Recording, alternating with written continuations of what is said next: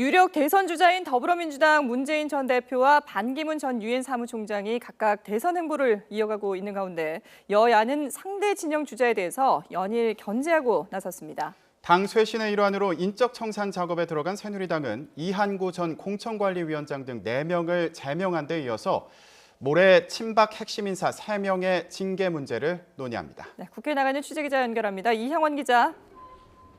네, 국회입니다. 자, 문재인 전 대표는 정책 행보에 그리고 반기문 전 총장은 영호남을 잇따라 방문하는 광폭 행보를 보이고 있다면서요. 네, 문재인 전 대표는 오늘 오후 일자리 정책 구상을 밝혔습니다. 자신의 싱크탱크인 정책공간 국민성장이 주최하는 정책포럼 기조연설에서 대선 공약의 일부를 미리 밝힌 건데요. 문 전 대표는 정부가 당장 할 수 있는 공공부문 일자리를 늘리겠다고 발표했습니다. 발언 직접 들어보겠습니다. 공공부문 일자리 비율을 3% 올려서 OECD 평균의 반만 돼도 공공부문 일자리 81만 개를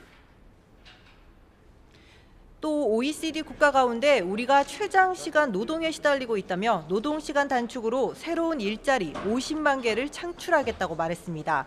이와 함께 중소기업 노동자 임금을 대기업 노동자들의 80% 수준으로 끌어올리고 비정규직 격차를 해소해 질 나쁜 일자리를 좋은 일자리로 전환시키겠다고 밝혔습니다. 이 같은 일자리 창출에 대통령의 명운과 이 정권의 성패를 걸겠다는 강한 의지도 표명했습니다. 한편 보수 진영 유력 대선 주자인 반기문 전 유엔 사무총장은 오전 광주에 이어 잠시 뒤에는 대구를 방문합니다. 민주화 성지인 광주와 이 박근혜 대통령의 정치적 고향인 대구를 찾는 등 영호남을 아우르는 모습을 보여 자신이 강조해온 통합 행보를 이어가는 겁니다. 우선 광주에서 국립 5.18 민주묘지를 참배한 반 전 총장은 값진 희생을 통해 이룩한 민주주의를 더 발전시켜 나가겠다고 밝혔습니다. 이어 조선대를 방문한 자리에서는 학생들을 위해 패자 부활전이 가능한 사회가 되어야 한다고 언급하기도 했습니다. 특히 사드 배치 필요성을 강조했는데요. 발언 직접 들어보겠습니다.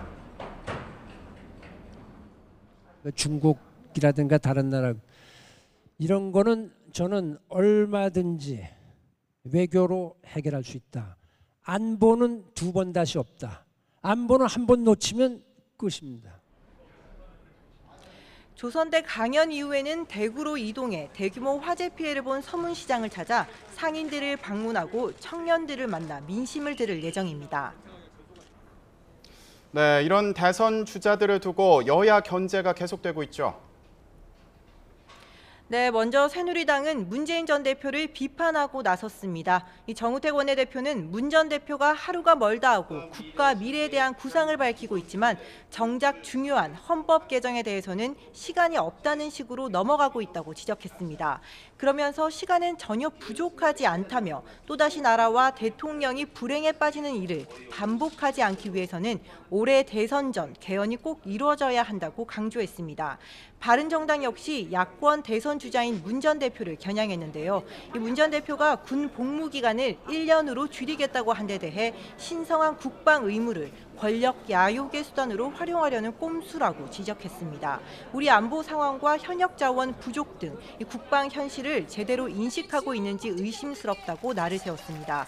그러면서 반 전 총장에 대해서는 바른정당이 지향하는 개혁적 보수와 합치해 함께 할 수 있을 거로 본다며 구애 전략을 이어갔습니다. 이에 반해 더불어민주당은 반 전 총장이 대권 행보에 활동비가 필요해 기존 정당에 입당하겠다고 했다며 우리 정치 수준에 먹칠하는 상식 이하의 발언을 했다고 맹비난했습니다.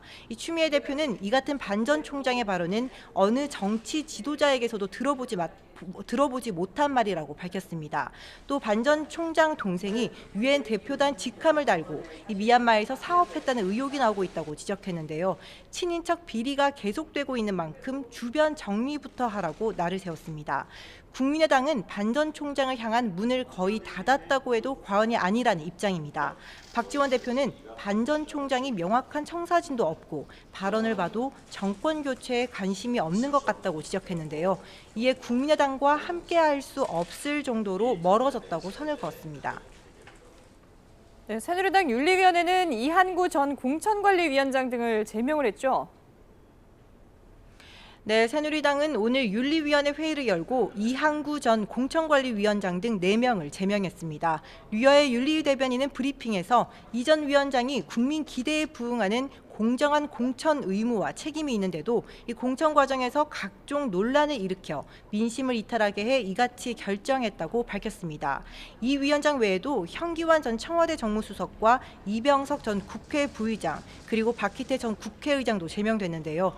현 전 수석은 LCT 관련 뇌물수수 혐의로 재판에 넘겨져 당 위신을 훼손했고 이병석 전 국회 부의장과 박희태 전 국회의장은 각각 포스코 관련 제3자 뇌물수수 혐의 등과 강제 추행 혐의로 법적 처벌을 받은 점을 고려해 제명을 결정했다고 설명했습니다.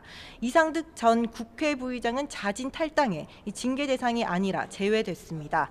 한편 비례대표인 김연아 의원에 대해서는 당적을 보유한 채 바른정당 활동을 하는 등 새누리당의 존재를 부정하는 명백한 해당 행위를 하고 있어 당원권을 3년 동안 정지하기로 했다고 강조했습니다.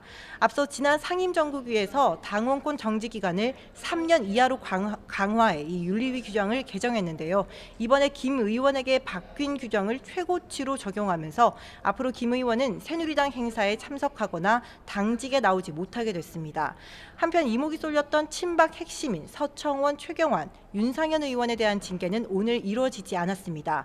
심의 기간이 더 필요하다는 판단에 다음 회의인 모레 출석 요구를 해둔 만큼 관련 논의 뒤 어떤 결과가 나올지도 주목됩니다. 지금까지 국회에서 YTN 이영원입니다.